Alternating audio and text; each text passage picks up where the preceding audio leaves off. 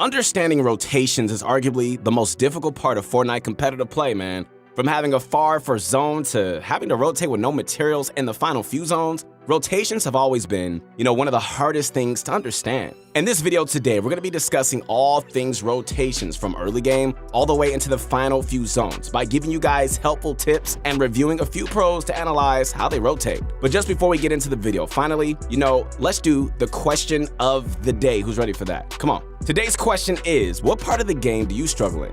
I know a lot of players that struggle in the mid game and, they always seem to get pushed and then targeted. But you know what? We're all going to be working on this together to get better. So let us know in the comments what you think. What's going on, guys? It is your motivation guy. That's right, your friend, the one and only Keith Allen. Make sure to connect with me on my new Insta. I'm not looking at messages, DMs from my old Insta, only on my new Insta at your motivation guy. That's right, connect with me. I believe in you guys. Man, let's get it, man. But before we get into the fun, we need to ask you guys this. Do you guys want to get better at Fortnite? If the answer is yes, this is what I need you to do. All right, immediately visit ProGuys.com in the description where you can get one-on-one coaching from some of the best players, man. We also have a ton of content to help you guys improve from your favorite pros like Benji and Mongrel. My goodness. So if you want to see massive improvement, head on over to ProGuys.com as soon as you get the chance. Yo, it's about that time to sit back, relax, and grab my favorite candy, bro. You already know what that is. It's that bunch of crunch. Let's get this going.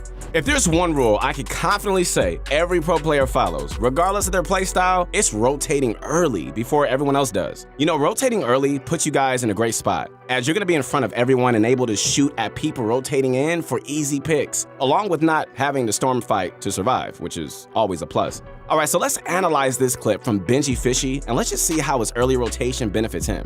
So we can see clearly, Benji is in the end game and has a zone on the other side of the circle. Within 4 seconds of seeing it pop up, he starts running on the left side of the zone to get to safety, using wood builds to cover himself if he gets shot at. So Benji does get shot pretty hard, but he manages to heal up quickly and he gets back into the game. Benji makes his rotation and immediately pushes up for high ground in the zone. Once he gets to height, he begins shooting an RPG at the player contesting him, and after a bit of exchange, he gets to keep his high ground. If he had rotated late, this guy would be on ground level, getting sprayed by the entire lobby. Instead, he's on high ground in the best part of the zone, and he has the ability to shoot at other players to get picks.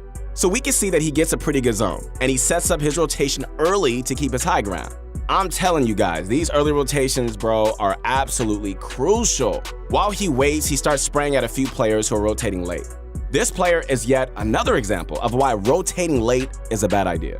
This fifth zone shows the true importance of being first to zone, as most of the late rotators got killed on their way, while Benji, the one who rotated early, got free shots off on them. Rotating early is absolutely crucial, so keep that in mind again when you're rotating in any part of the game, whether it's the first or the ninth zone, whatever it is.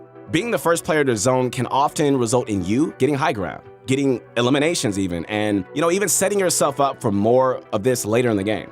Tunnel vision. Whew, my goodness. Tunnel vision refers to focusing too heavily on one player or one fight, resulting in loss of focus of your surroundings. This is something that I used to do all the time when I started playing, and my God, I wanted to quit because I was just always so focused on one player, and then I would just get ran over.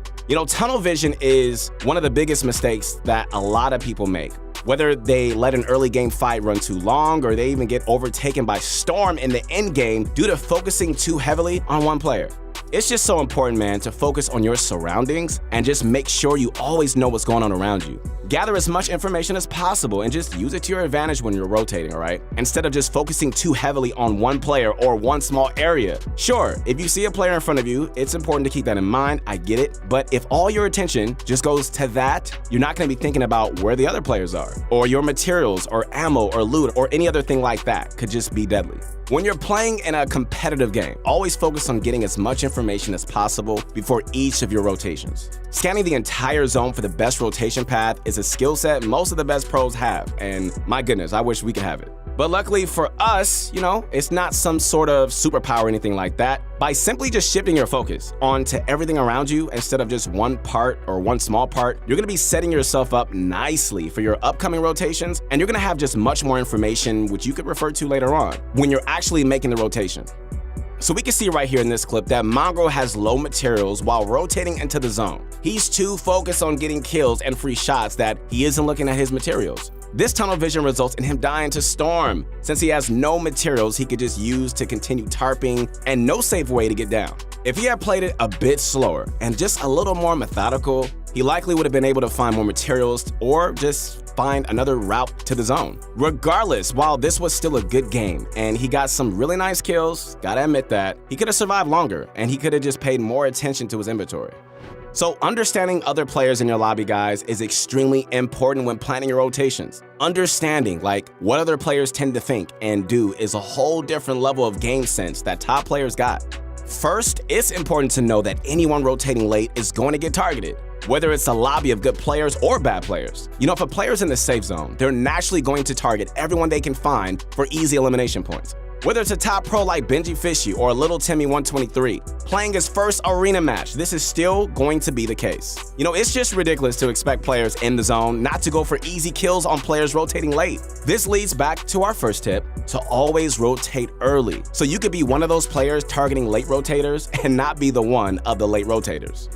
All right, second up, we've got the general situations of players. The best part of the game for most players is between zones 4 and 6. In these zones, the majority of players have a good amount of health and shield, right? And also likely to have decent materials. Getting impact frags around this time is just much more difficult, as most players are in a good situation. If you're looking for a kill around this time, keep your eyes somewhere around the edge of the zone. And that's just about the only place you're gonna find anyone in shambles. Later on, however, in the 7th zone and later, most players are either taking storm damage, low on health, or even have poor materials, or otherwise in a bad situation. This is a great time to search for picks to refresh your materials, loot, and health. Finally, my friends, the last thing we need to understand is layering. Everybody say layering. Layering refers to the height level that you're at, all right? For example, ground level is a layer, mid-ground is a layer, and high ground is a layer. Your layer essentially determines the amount of engagement you're gonna be running into. You know, the bottom layer by ground level is typically the most populated and has a basic rule: frag out or get fragged. The bottom few layers are the most populated area of in-game and is often full of players trying to get impact frags or who are out of materials and have no other choice. So you gotta be careful, okay? This is easily the most dangerous layer to be on. The other popular area is mid-ground. So the mid-ground is generally full of players tunneling who have good materials and health. Being on mid-ground, guys, usually signifies that you're gonna have enough materials to last a while, and you aren't really looking for any fights, just a safe rotation. Mid-ground can consist of anywhere from 2 to 3 layers, up to even like 7 or 8 layers, depending on the density of your lobby. Switching layers within the mid-ground is a good strategy if you're trying to avoid engagement and just want to tunnel into zones safely. Finally, the best layer of all, my friends, you already know this is the high ground. The high ground players dominate the match. Usually, high ground consists of one player with good loot and a ton of materials. This is the guy that you don't want to mess with. This player often rains down shots on the rest of the lobby to thin out the player count and get some elimination points. Fighting the high ground player, oh my goodness, is often extremely risky. So we recommend simply just staying out of their line of fire if you aren't on the high ground. Your goal in any endgame should be to become that high ground player we all want to be. That's the goal, with tons of materials and ammo. Obviously, you know, many factors influence this, like your materials, your HP, zone RNG, the density of the lobby, you know, the other players trying to attain high ground, and more. Storm Surge is another heavily overlooked factor in your rotations. Depending on the density of your lobby, you know, if you're in a high-level lobby or have a ton of players just trying to get placement, it's likely that the Storm Surge will be a factor in your games. Storm Surge is activated based on the players alive in your game. You know, Storm Surge is based on your total damage dealt during the match. Players who have dealt enough damage are going to be impacted by Storm Surge and receive constant damage until they're dead or, you know, they go above their damage requirement. The best way to avoid Storm Surge damage is to either get eliminations throughout the game or look for tags throughout the game on faraway players. Also, you have the option to look around in in-game on players rotating for a quick few shots. Even if you aren't necessarily trying to eliminate them, if you either get a lot of frags or get a few kills during your games, you shouldn't have any major issues with the Storm Surge. If you do get hit by a Storm Surge, start looking for any tags or kills that you can get to raise your total damage. You could even pull the risky play of just simply jumping on a player and 50-50ing them. When you do this, you could get easily hit with a lucky one pump. but your momentum and element of surprise will typically overwhelm your opponent and get you a free kill. While this strategy may work for a lot of people, it's just best to avoid storm surge damage as a whole by hitting chip shots during your rotations, getting kills in early and mid game, and rotating early so you can look back for easy shots. In this low material meta, surviving as a solo or duo by simply just tunneling all over the place is harder than ever, unless you manage to get a ton of impact frags along the way. That's why, guys, it's just so important to look around and see if there are any previously used tunnels that nobody else is inside of, and using them to your advantage can be a huge help in preserving your materials.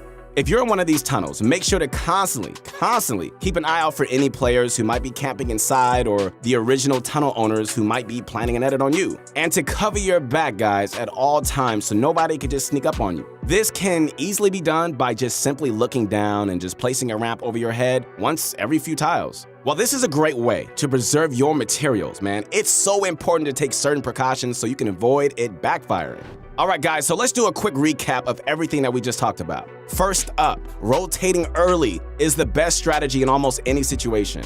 And it's going to get you better position for later zones, the ability to shoot at enemy players for easy picks, and it's going to help you guys avoid the giant cluster of players rotating next to the storm. Second, understanding the tendencies of your opponents is so important so that you can predict how others are going to react to your rotations. Third, it's important to understand layering. It really is, and just know where to position yourself based on your situation and how you're looking to play out the rest of the game. Fourth, avoiding storm surge is super important in stack lobbies, and it should be done in your rotation strategy if this is a concern.